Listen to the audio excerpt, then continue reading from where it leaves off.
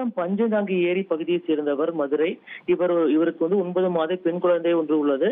இந்த நிலையில் இவர் சேலம் அழகாபுரம் காவல் நிலையம் அருகே உள்ள சாலையோர பகுதியில் கூடைப்பினும் தொழில் செய்து வருகிறார். குறிப்பாக அந்த சாலையோரமே தங்கி கூடைப்பினும் தொழிலில் ஈடுபட்டு வந்துள்ளார். இந்த நிலையில் கடந்த 4ஆம் தேதி இரவு தாயுடன் தூங்கிக் கொண்டிருந்த குழந்தை மாயமான நிலையில் இது தொடர்பாக அழகாபுரம் காவல் நிலையத்தில் மதுரை புகார் அளித்திருந்தார்.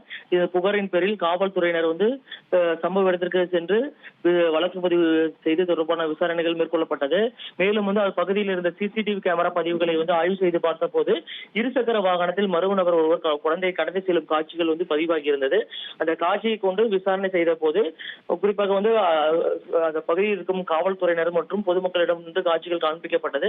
அப்பொழுது சேலம் அருகில் உள்ள காவல் நிலையத்தைச் சேர்ந்த காவலர் ஒருவர், குறிப்பாக அஸ்தம்பட்டி காவல் நிலையத்தில் விசாரணைக்கு சென்ற நபர் ஒருவர் இது சேலம் மணக்காடு பகுதியில் இந்த நபரை பார்த்ததாக காவல்துறையினரிடம் தகவல் தெரிவித்தார். பின்னர் அந்த இடத்திற்கு சென்று பார்த்த போது அந்த நபர் அந்த இடத்தில் இருந்து தப்பி ஓடியது தெரிய வந்தது.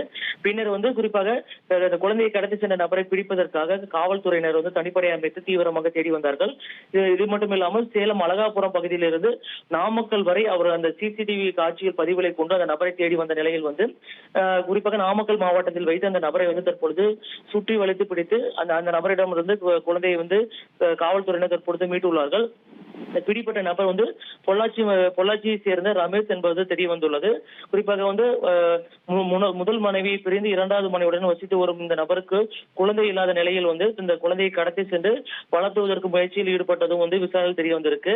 இது மட்டும் இல்லாமல் சேலம் அழகாபுரம் பகுதியில சாலையோரம் தங்கியிருந்த இந்த தொழிலாளர்கள் குறிப்பாக அவரிடம் குழந்தைகள் இருப்பதை நோட்டமிட்ட ரமேஷ்குமார் தொடர்ந்து நீண்ட நாட்களாக நோட்டமிட்டு அந்த குழந்தையை கடத்தி சென்றிருப்பதும் விசாரணையில் தெரிய வந்திருக்கு.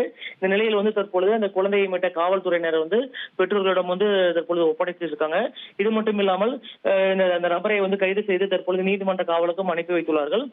மேலும் இந்த கடத்தல் சம்பவத்தை பிடிப்பதற்காக சேலம் அழகாபுரம் காவல் ஆய்வாளர் தவமணி தலைமையில் காவல் உதவி ஆய்வாளர்கள் வீரகுமார், கார்த்தி ஆகியோர் அடங்கிய தனிப்படை குழுவினர் சேலம் அழகாபுரம் பகுதியில் இருந்து நாமக்கல் வரை 200க்கும் மேற்பட்ட சிசிடிவி கேமராக்களை ஆய்வு செய்து சென்று இந்த குழந்தை கடத்தல் ஈடுபட்ட நபரை பிடித்திருப்பது ஒரு பாராட்டுக்குரிய விஷயமாக கருதப்படுகிறது. குறிப்பாக இது தொடர்பாக காவல்துறை உயர் அதிகாரிகள் அந்த குழுவினரை வெகுவாக பாராட்டியுள்ளனர்.